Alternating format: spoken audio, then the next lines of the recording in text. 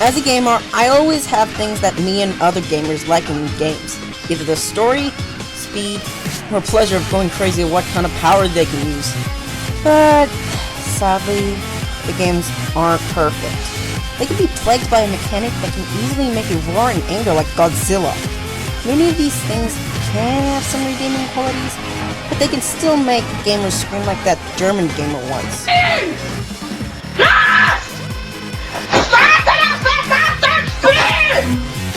I have some rules for this countdown though. I must have issues with these things, so I have to keep out quick time events because the games I have played have done this right. Remember, this is my opinion, so if you have a problem with it, please don't give me a shoot-de-whoop at my face. Also, the rage will get over the top, so if you are really sensitive, turn back if you can. Okay, let's get cracking.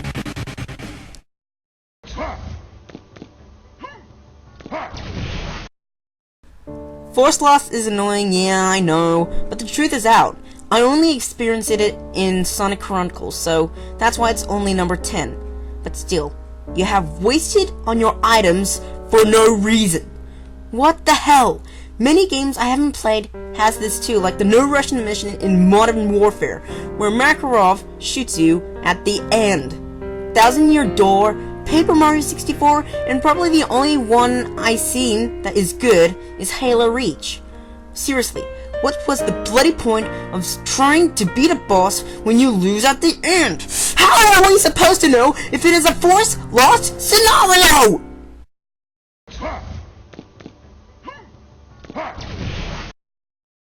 Yeah, it's common that people are scared of spiders. I'm no exception.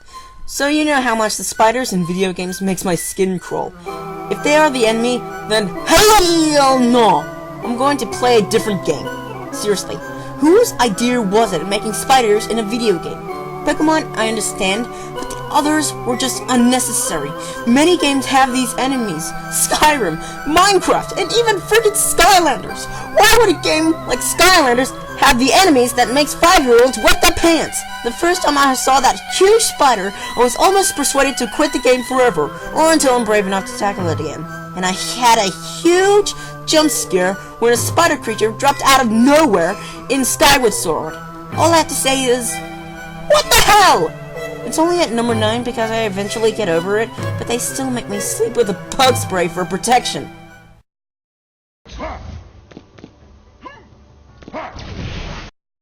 Leon! Leon! Leon! Help me, Leon! Leon! If you still don't know, then you clearly haven't heard of Resident Evil 4. Although I haven't played the game yet, I don't think I'll be planning to. Escort missions were terrible. All you have to do is to help someone to a certain area. Sounds easy? Oh, hell no!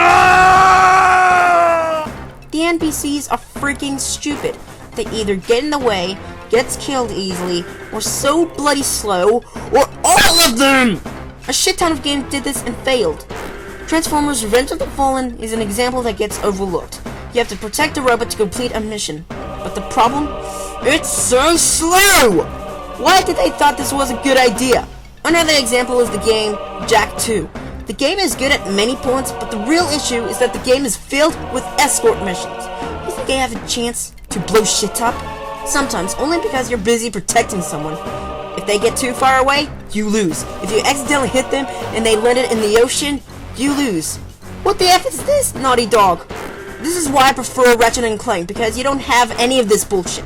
This is why I never finished the game. No more of this shit. I wanted to make a joke about this, but instead, here's the songs about llama.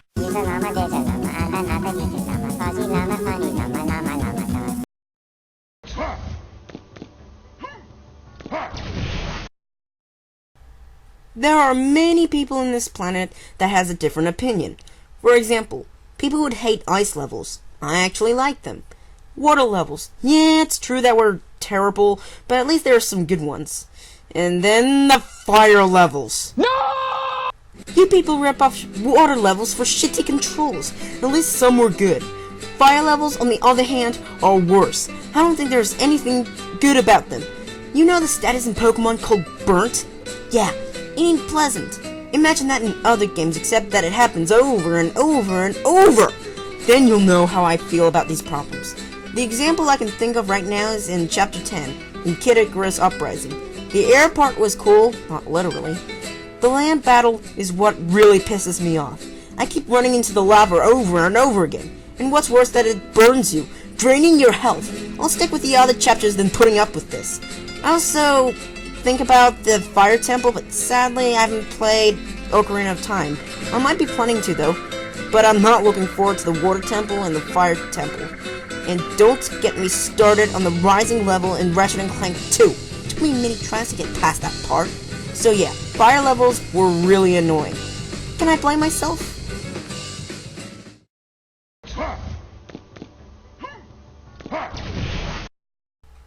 Yes! I said it! I hate stealth missions. I don't enjoy one little bit of any of them. Stealth missions seriously pisses me off, more than escort missions. Why, you ask? At least I haven't played Resident Evil 4. Few of the games has this. Assassin's Creed, Injustice Starlab, Shark Tales, and Sonic Heroes. In some games that you have to stay hidden and stay out of sight. If you get spotted, you have to start back at the effing start! What makes stealth missions worst is that I'm terrible at staying hidden, and I usually make a mistake, which is not good because one slip up and you fail. And I have to start over and over and over and over. No! This isn't freaking stupid! What keeps this at number 6 is for the fact is that the rest of the stuff are a lot more worse. But still, these missions go so far that it tests not only my patience, but my bloody sanity!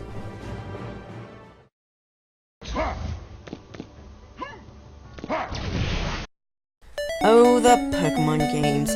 How they are awesome with great graphics, strong sense of nostalgia, and creative creatures. The characters were brilliant and nice, and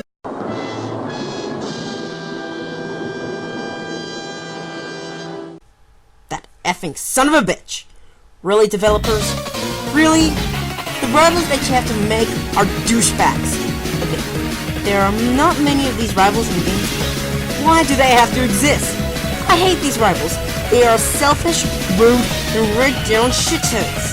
The first example that came into my mind is the mentioned one, Silver. Pokemon Heart Gold was the first Pokemon game that I have ever played. Heck, it was amazing, but a few things really made me cringe. The battle system, and like I said, the rival. Silver was an arrogant, selfish brat that thinks Pokemon are nothing but tools. Tools! But there is someone more worse than the X-Team Rocket bastard. The 28-hour games were good, but I want to talk about the bastard in TH Underground. Eric Sparrow. Warning, spoiler alert. Skip this entry if you want to avoid it. Eric started out as a good buddy, a tough rider. But then he forgot to interview in Temper Am, which by the way, you won. He then becomes a team member and helps you record a sick jump over the helicopter. Oh yeah! And then he pulled a dickish move and said that he did that jump and took the title as pro skater. He then apologizes in Russia, but then pulled another shit move and crashes a tank into a building and throws the blame at you, causing you to get locked up, kicked out of the tank, and leave you for dead in Mother Russia. You will escape and gather a team of pros and made a vid, but then you either beat Eric and he yells at you like a sore loser I can't stand, or you can punch him to get your tape back. I think there's a clear winner here.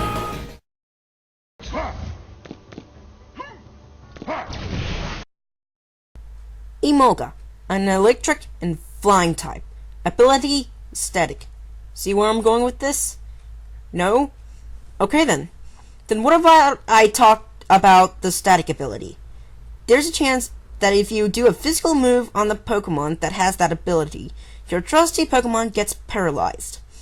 And that's why I hate electricity. Electricity powers things, I know that, but the games made this trend so goddamn annoying. The paralyzed status is something that makes your Pokemon slower. What's worse is that there's a chance that your buddy won't be able to attack. That's a problem for me.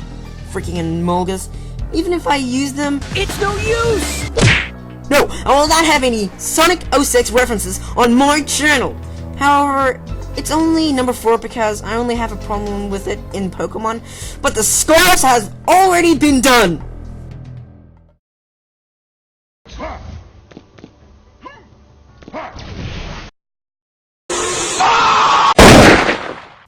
That pretty much sums it all up. Fine. Instant death comes out of nowhere. When the boss is at a certain health, then suddenly they catch you off guard and all you do is just sit there and see your character get killed in an instant. There are 3 instant deaths in the No More Heroes series, and I was hit by them once. Pokemon had this balanced out, but it still gives you a goddamn headache. And of course, the backstabs in TF2 and bloody snipers. Killer Instinct has this mechanic that once you're in a dangerous state and get caught in a combo, which is common in this game, you better pray for God that they don't pull off an ultra combo or an ultimate, because they can end you in a blink of an eye. And don't get me started on Deathblade from Mad World. The only time I see them work is with Henry from No More Heroes. He actually gives you a warning and even makes his move awesome. But still, anger is an understatement for this.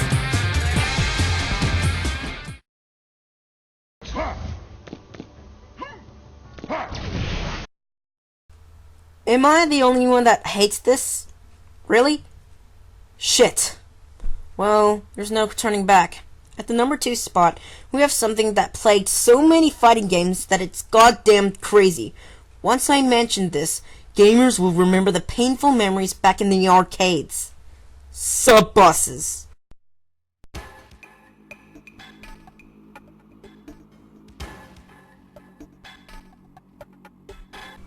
Oh, you know where I'm going with this. Let me start off with one of them. The one that can also instant kill you. Freaking Deathblade! This guy just pissed me off. Why did Sega decide this? Hey, should we make this mini-boss cheap as hell? Sure, the cheaper the better. Cheaper the better, my putties! Also, should I dare mention Mortal Kombat? Their sub-bosses are just unforgiving. The characters are cool in their own right, but come on! The time that they actually got it right is in Mortal Kombat Deception, because you usually go up against Noob Saibot and Smoke. They aren't that cheap, and kind of unique, don't you think? And the mini-bosses in Kirby... just... no. Please. Shall we recap? Sure. Number 10, Force Loss at Events. Number 9, Bring the Bug Spray. Number 8, Shut up, bitch! Number 7, Fire Level. Number 6, Flame Shield still there? Good. Number 5, Bloody Dickhead. Number 4, Number 3, Death Out of Nowhere. Number 2, Sub-Bosses.